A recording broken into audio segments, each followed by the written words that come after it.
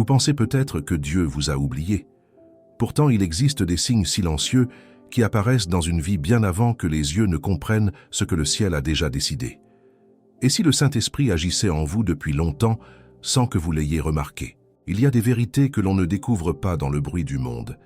Elles se révèlent dans le silence d'une conscience qui refuse de mourir, dans les combats invisibles d'un cœur qui cherche Dieu alors même qu'il se croit loin de lui. Beaucoup de personnes passent des années à croire qu'elles doivent attirer l'attention du Seigneur, alors que le Seigneur les attire déjà vers lui. Mes amis, permettez-moi de vous dire quelque chose d'essentiel. Personne ne se réveille un matin avec un désir sincère de connaître Dieu sans que Dieu ait déjà commencé son œuvre dans cette âme. Notre nature déchue ne produit pas spontanément la soif des choses éternelles.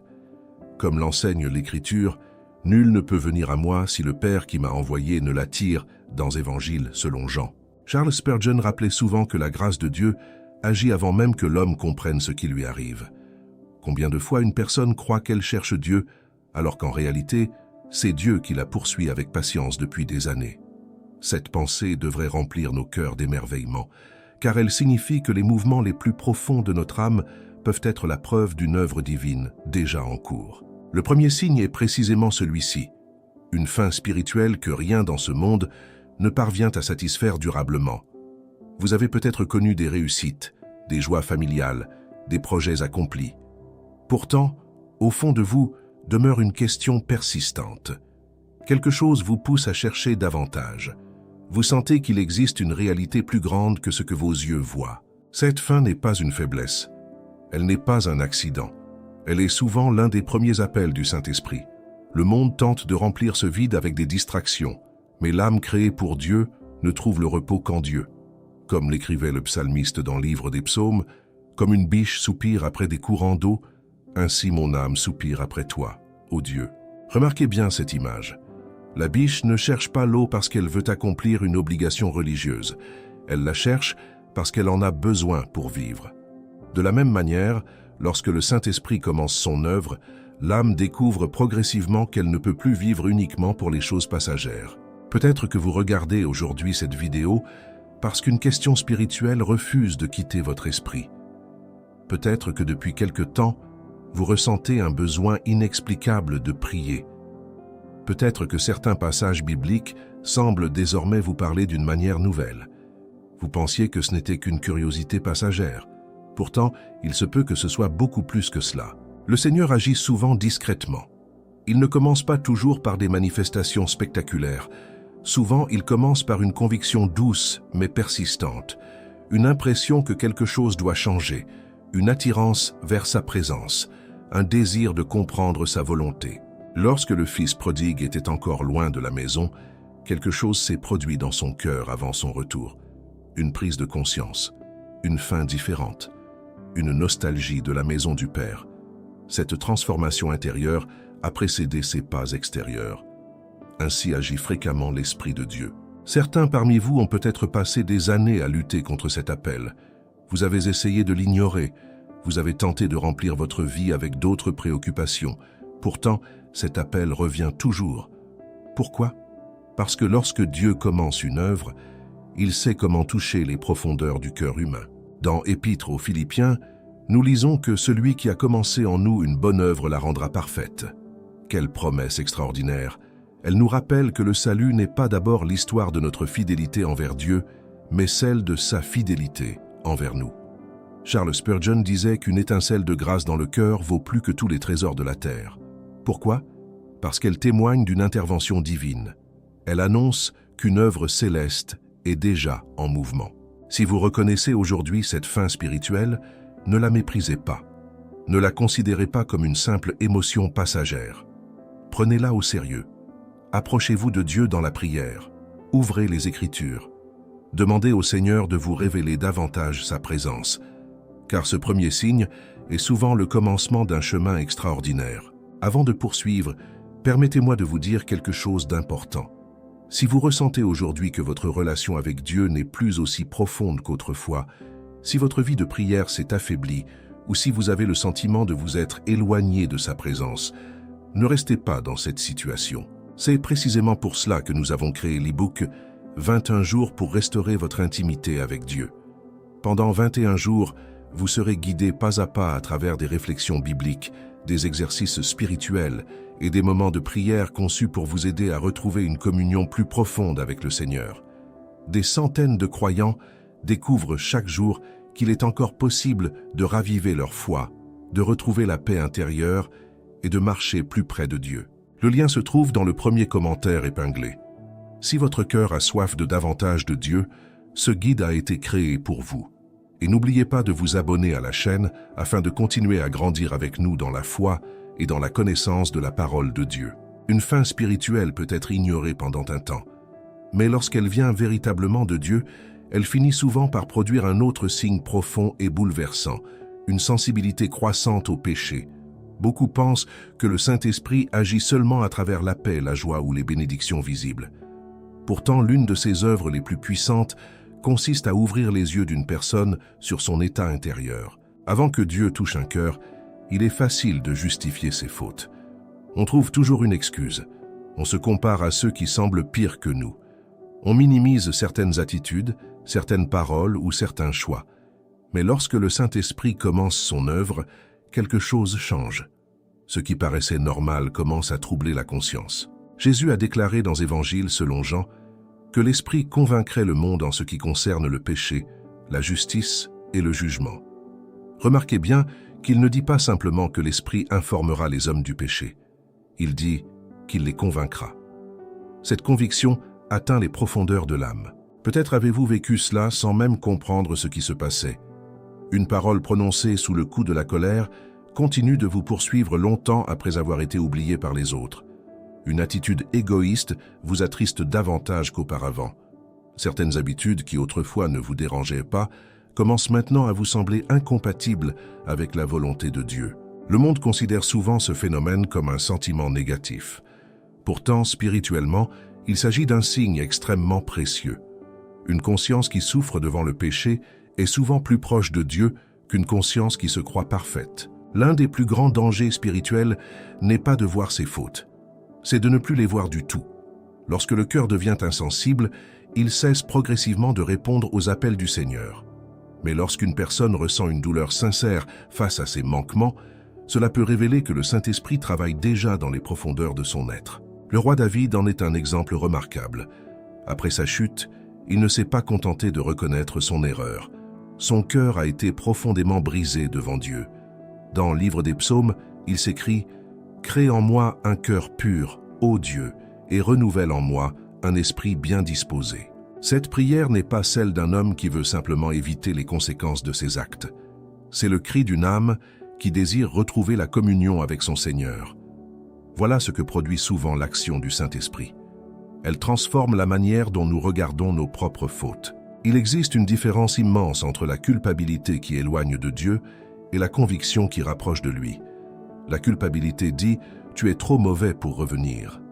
La conviction du Saint-Esprit dit « Reviens au Père, car sa grâce est plus grande que ta chute ».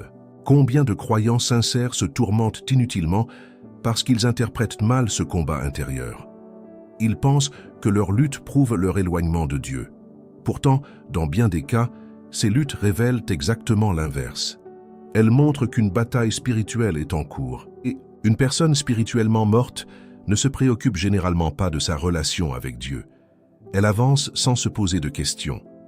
Mais celui dont le cœur est touché par l'Esprit commence à ressentir le poids de certaines réalités éternelles. Il ne peut plus vivre avec la même indifférence qu'auparavant.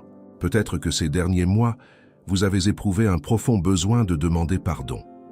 Peut-être que certains souvenirs reviennent régulièrement dans votre esprit. Peut-être même que vous avez versé des larmes en priant seul, sans pouvoir expliquer pourquoi. Ne méprisez pas ces moments. Les larmes de repentance ont souvent précédé les plus grandes restaurations spirituelles. Dieu ne cherche pas des personnes parfaites. Il cherche des cœurs humbles, capables de reconnaître leurs besoins de sa grâce. Dans 2e livre des Chroniques, Dieu déclare que si son peuple s'humilie, prie, cherche sa face et se détourne de ses mauvaises voies, il entendra du ciel. Remarquez l'ordre divin. Avant la guérison vient l'humilité. Avant la restauration vient la reconnaissance du besoin. Lorsque le Saint-Esprit choisit une personne pour accomplir son œuvre, il commence souvent par détruire les illusions d'autosuffisance. Il révèle à l'âme qu'elle ne peut pas se sauver elle-même. Cette révélation peut être douloureuse, mais elle est également merveilleuse, car elle ouvre la porte à la grâce. Plusieurs personnes regardant cette vidéo portent peut-être encore le souvenir de fautes anciennes. Elles se demandent si Dieu peut réellement leur pardonner. Elles se demandent si elles ont été rejetées pour toujours. Écoutez attentivement cette vérité. La présence d'un désir sincère de réconciliation avec Dieu est déjà en elle-même un signe d'espérance. Les cœurs que le Seigneur abandonne ne pleurent plus sa présence. Ils cessent de le chercher. Mais lorsque vous ressentez encore le besoin de revenir vers lui, c'est souvent parce qu'il continue de vous attirer vers sa lumière. Le Saint-Esprit ne révèle pas le péché pour condamner définitivement. Il le révèle afin de conduire à la guérison. Comme un médecin qui identifie une blessure pour pouvoir la traiter, Dieu expose certaines réalités de notre cœur afin de les transformer. Alors, si votre conscience est plus sensible aujourd'hui qu'elle ne l'était autrefois, ne voyez pas cela comme une malédiction. Voyez-y peut-être l'un des signes les plus tendres de l'amour divin. Le Seigneur travaille encore. Il façonne encore. Il appelle encore. Et lorsque Dieu appelle, ce n'est jamais pour détruire, c'est toujours pour restaurer. Son objectif n'est pas de vous laisser dans la honte, mais de vous conduire vers la liberté que seule sa grâce peut offrir. Il existe un troisième signe que beaucoup de croyants vivent sans en reconnaître la véritable origine. Après la faim spirituelle et après cette sensibilité nouvelle envers le péché, apparaît souvent un phénomène surprenant. Les combats spirituels semblent devenir plus intenses au lieu de disparaître. Cela déconcerte de nombreuses personnes. Elles pensent que si Dieu agit dans leur vie, tout devrait devenir plus simple. Elles s'attendent à une route sans obstacles, à une foi sans lutte, à une paix constante sans opposition. Pourtant, l'expérience biblique montre exactement le contraire. Lorsque Dieu commence à attirer une âme vers lui, l'ennemi ne reste pas indifférent. Une bataille invisible s'engage. Non parce que Dieu a abandonné cette personne, mais précisément parce qu'elle devient un terrain de conquête spirituelle. L'apôtre Paul écrit dans Épîtres aux Éphésiens que nous n'avons pas à lutter contre la chair et le sang, mais contre des puissances spirituelles. Cette déclaration nous rappelle que certaines difficultés ne peuvent pas être expliquées uniquement par les circonstances visibles. Peut-être avez-vous remarqué que votre désir de prier est souvent accompagné de distractions inhabituelles. Peut-être qu'au moment où vous décidez de vous rapprocher de Dieu, de nouvelles inquiétudes surgissent, des doutes apparaissent soudainement. D'anciennes tentations reviennent avec une force inattendue. Beaucoup interprètent cela comme un échec spirituel. Pourtant, il peut s'agir d'un signe que quelque chose d'important est en train de se produire dans votre vie. Considérez l'exemple de Jésus lui-même. Après son baptême, lorsque le ciel s'ouvrit et que l'Esprit descendit sur lui, il fut conduit dans le désert pour être tenté. La confirmation divine fut suivie d'une confrontation spirituelle. Ce modèle apparaît fréquemment dans les Écritures. Le désert n'était pas la preuve que le Père avait abandonné son Fils. Il faisait partie du chemin préparé pour accomplir son ministère. De la même manière, certaines saisons difficiles ne signifient pas que Dieu s'est éloigné de vous. Elles peuvent révéler qu'il vous prépare pour quelque chose de plus grand. L'ennemi aime particulièrement semer une pensée dans l'esprit des croyants. Si tu étais réellement choisi par Dieu, tu ne vivrais pas toutes ces luttes. Mais la Bible enseigne exactement le contraire. Joseph fut choisi, puis vendu comme esclave. David fut choisi, puis poursuivi pendant des années. Jérémie fut choisi, puis rejeté par son peuple. Les apôtres furent choisis, puis persécutés. Le choix de Dieu n'a jamais garanti l'absence de combat. Il garantit seulement sa présence au milieu des combats. Dans le livre d'Ésaïe, Dieu déclare « Si tu traverses les eaux, je serai avec toi ». Remarquez qu'il ne promet pas toujours d'empêcher les eaux d'arriver. Il promet d'accompagner son peuple lorsqu'elles arrivent. Quel réconfort immense pour ceux qui traversent actuellement une saison difficile. Peut-être que vous vous sentez fatigué. Peut-être que certaines prières semblent sans réponse. Peut-être que des problèmes familiaux, financiers ou émotionnels pèsent lourdement sur votre cœur. Et pourtant, malgré tout cela, quelque chose en vous refuse d'abandonner Dieu. C'est précisément là que se trouve un indice important. La persévérance spirituelle au milieu des épreuves n'est pas uniquement une question de force humaine. Très souvent, elle révèle l'action du Saint-Esprit qui soutient silencieusement l'âme. Combien de fois avez-vous pensé abandonner la prière, mais vous avez continué? Combien de fois avez-vous cru que votre foi était presque éteinte, mais vous êtes revenu encore une fois vers Dieu? Combien de fois avez-vous traversé des nuits de doute tout en conservant au fond de votre cœur une petite étincelle d'espérance? Cette étincelle est plus précieuse que vous ne l'imaginez. L'ennemi regarde vos faiblesses et vous dit que vous êtes incapable. Dieu regarde votre persévérance et voit la preuve de son œuvre en vous. Dans Première Épître de Pierre, les épreuves sont comparées à un feu qui purifie l'or. Le feu ne détruit pas l'or véritable, il révèle sa valeur. Ainsi, certaines difficultés servent à révéler ce que Dieu a déjà commencé à construire dans une vie. Le Saint-Esprit agit souvent comme un artisan patient. Il façonne le caractère à travers des expériences que nous ne comprenons pas toujours sur le moment. Ce qui paraît être un retard peut devenir une préparation. Ce qui ressemble à une défaite peut devenir un témoignage futur.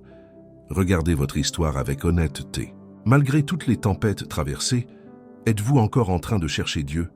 Êtes-vous encore touché lorsque vous entendez sa parole? Ressentez-vous encore le désir de lui appartenir davantage?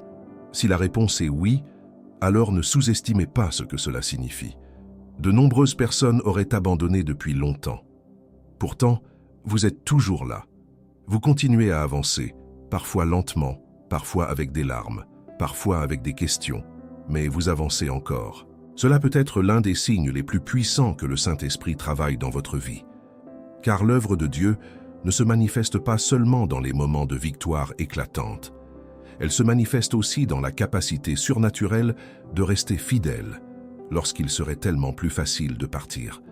Et souvent, c'est précisément dans les saisons les plus sombres que le Seigneur révèle le plus clairement à une âme qu'elle lui appartient déjà. Un quatrième signe apparaît souvent de manière discrète, mais il possède une puissance extraordinaire. Il s'agit d'une attirance croissante pour la parole de Dieu, non pas simplement un intérêt intellectuel ou une curiosité religieuse, mais une faim réelle de comprendre ce que Dieu dit. Avant que le Saint-Esprit agisse profondément dans une vie, la Bible peut sembler être un livre difficile, lointain ou compliqué. Beaucoup la respectent sans réellement l'ouvrir. D'autres la lisent occasionnellement sans que ses paroles atteignent leur cœur. Puis, quelque chose change. Des passages que l'on avait lus plusieurs fois prennent soudain une signification nouvelle. Certains versets semblent répondre exactement aux questions que l'on porte en soi. Une parole biblique entendue à l'église, à la maison ou même au détour d'une conversation continue de résonner dans l'esprit pendant des jours. Ce phénomène n'est pas toujours spectaculaire. Pourtant, il est profondément spirituel. Dans Épître aux Hébreux, il est écrit que la parole de Dieu est vivante et efficace. Elle ne ressemble à aucun autre livre. Elle possède la capacité de pénétrer jusqu'aux profondeurs de l'âme humaine. Lorsque le Saint-Esprit commence son œuvre, il développe souvent une relation nouvelle entre le croyant et les Écritures. La Bible cesse progressivement d'être un simple texte religieux. Elle devient une source de lumière, de direction et de nourriture spirituelle. Combien de personnes témoignent qu'un seul verset a changé le cours de leur existence? Une phrase lue au bon moment, une promesse découverte dans une période difficile, un passage qui apporte soudain une compréhension nouvelle au milieu de la confusion. Ce n'est pas un hasard. Le même esprit qui a inspiré les auteurs bibliques agit encore aujourd'hui pour illuminer les cœurs qui cherchent Dieu. C'est pourquoi deux personnes peuvent lire le même passage et vivre des expériences totalement différentes. L'une voit simplement des mots. L'autre reçoit une conviction profonde qui transforme sa vie. Peut-être que cela vous est déjà arrivé. Vous ouvrez la Bible sans attente particulière. Puis un verset attire immédiatement votre attention. Vous le relisez plusieurs fois. Il semble avoir été écrit spécialement pour votre situation actuelle. Vous ne pouvez pas l'oublier. Parfois, cette expérience survient dans les moments les plus inattendus. Une parole biblique entendue à la radio, un passage partagé par un ami, un texte découvert pendant une période de découragement. Soudain, la lumière de Dieu éclaire une zone obscure de votre vie. Le prophète Jérémie exprimait cette réalité lorsqu'il déclarait dans le livre de Jérémie « Tes paroles se sont trouvées devant moi, et je les ai dévorées. » Quelle image magnifique! La parole de Dieu n'est pas seulement étudiée, elle est accueillie, absorber et aimer. L'un des signes les plus révélateurs de l'action du Saint-Esprit est précisément cette affection grandissante pour les vérités divines. Bien sûr, cela ne signifie pas que chaque lecture sera émotionnellement intense. Même les croyants les plus fidèles connaissent des périodes où la lecture demande de la discipline. Mais malgré ces variations, une réalité demeure, ils reviennent toujours à la parole. Pourquoi? Parce qu'ils découvrent progressivement que rien d'autre ne nourrit leur âme de la même manière. Le monde offre des opinions. Dieu offre la vérité. Le monde propose des solutions temporaires. Dieu offre une sagesse éternelle. Le monde change constamment. La parole du Seigneur demeure pour toujours. Dans le livre d'Ésaïe, nous lisons que l'herbe sèche et que la fleur tombe, mais que la parole de notre Dieu subsiste éternellement. Quelle stabilité dans un monde rempli d'incertitudes. Si le Saint-Esprit vous a choisi, vous remarquerez souvent qu'il vous attire vers cette source de vérité. Même lorsque vous vous éloignez momentanément, une force intérieure vous pousse à revenir. Vous ressentez le besoin d'entendre ce que Dieu dit plutôt que ce que le monde pense. C'est également pourquoi certains messages bibliques vous touchent profondément, alors qu'ils semblent ordinaires aux yeux des autres. Le Saint-Esprit utilise la parole pour parler directement à votre situation. Parfois, il réconforte, parfois il corrige, parfois il avertit, parfois il encourage. Mais dans tous les cas, il agit avec un objectif précis, vous rapprocher davantage de Dieu. Réfléchissez un instant à votre propre parcours.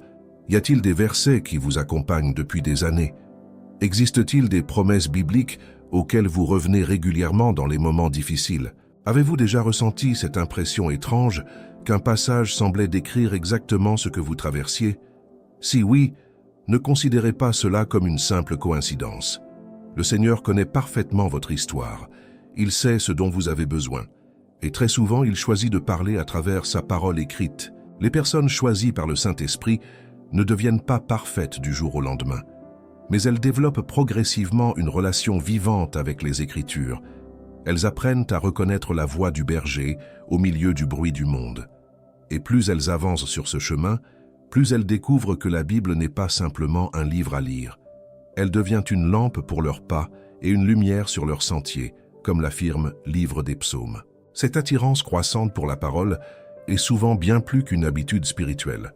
Elle peut être l'un des signes les plus clairs que le Saint-Esprit est déjà à l'œuvre dans votre vie, vous préparant à comprendre davantage les desseins merveilleux de Dieu. Il existe un cinquième signe qui touche profondément ceux que le Saint-Esprit attire vers Dieu.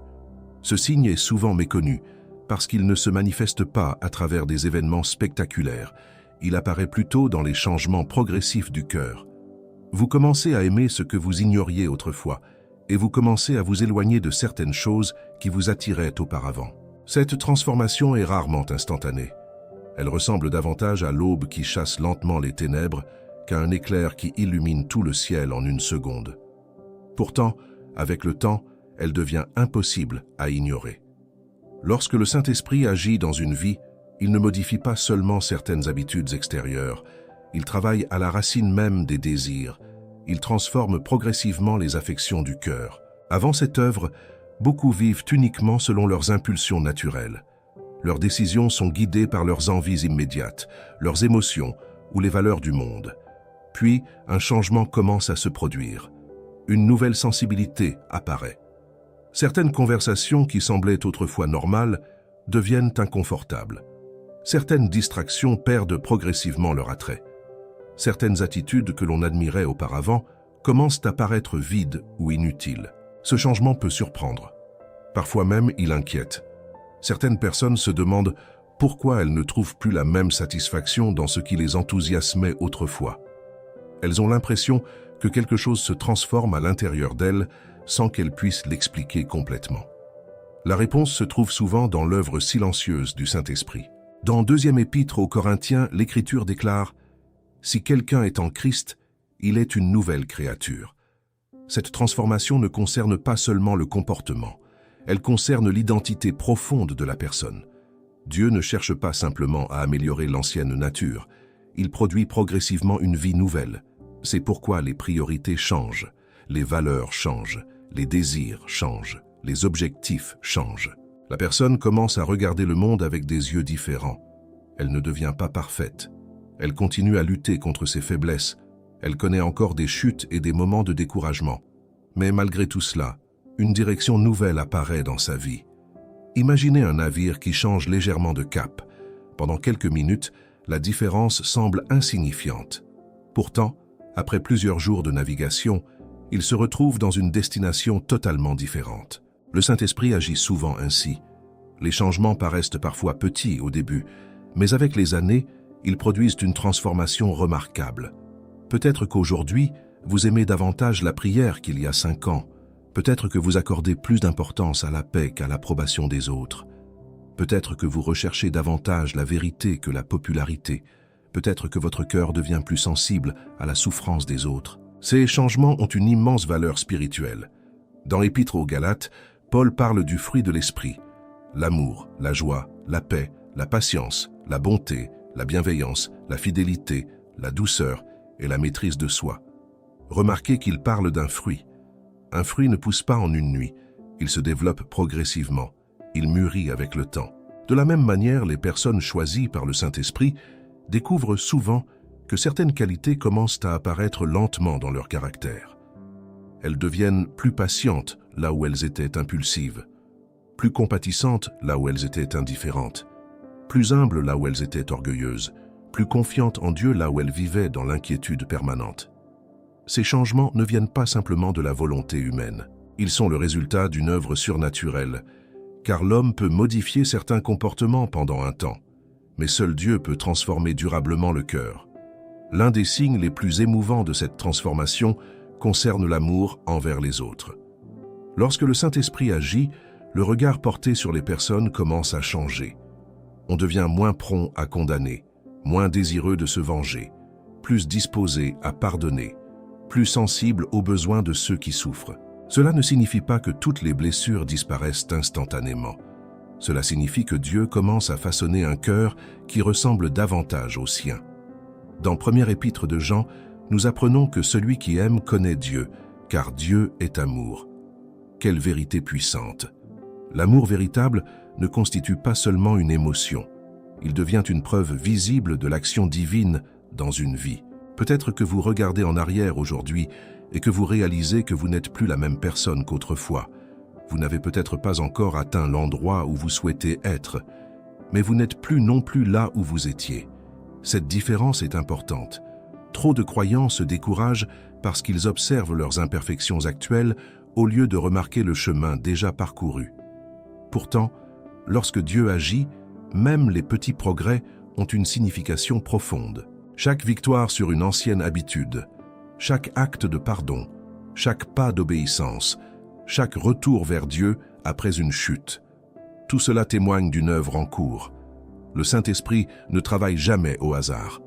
Il poursuit un objectif précis, conformer progressivement ses enfants à l'image du Christ.